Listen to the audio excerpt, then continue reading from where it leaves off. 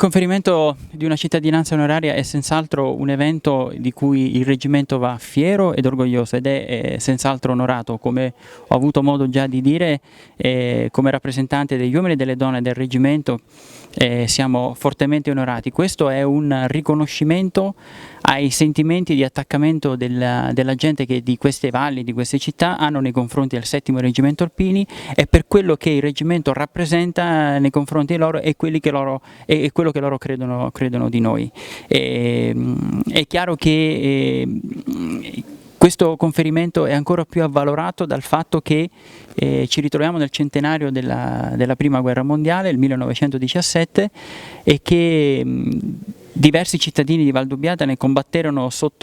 nelle fila del 7° Reggimento Alpini e che hanno dato la loro vita, il sacrificio estremo a servizio delle istituzioni. È un'affermazione di identità, dare il nome ad una via, a una piazza, dare la cittadinanza onoraria significa riconoscersi, significa dire alle generazioni che verranno poi, che passeranno da questa piazza, che c'è un legame forte tra gli alpini e questa terra ed è molto significativo che sia fatto in questo centenario della Grande Guerra. In queste ore si combattevano la 10ª e l'11ª battaglia dell'Isonzo e ci fu Caporetto, ebbene sul Piave si tenne la linea, oggi abbiamo bisogno di tenere la linea.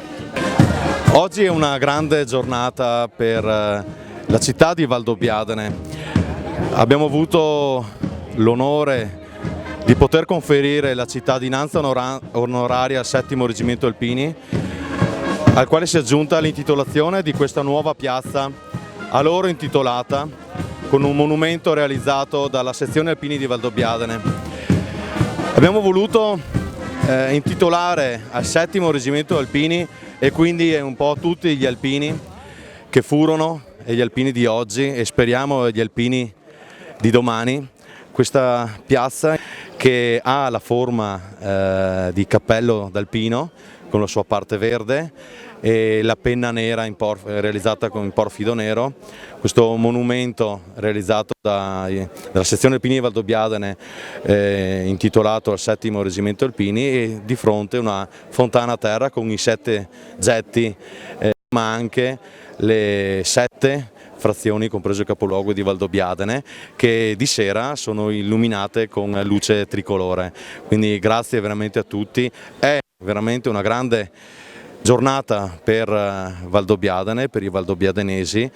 perché ho visto in queste settimane la gente molto partecipe per voler contribuire a rendere omaggio al 7° Reggimento Alpini e a tutti gli alpini d'Italia.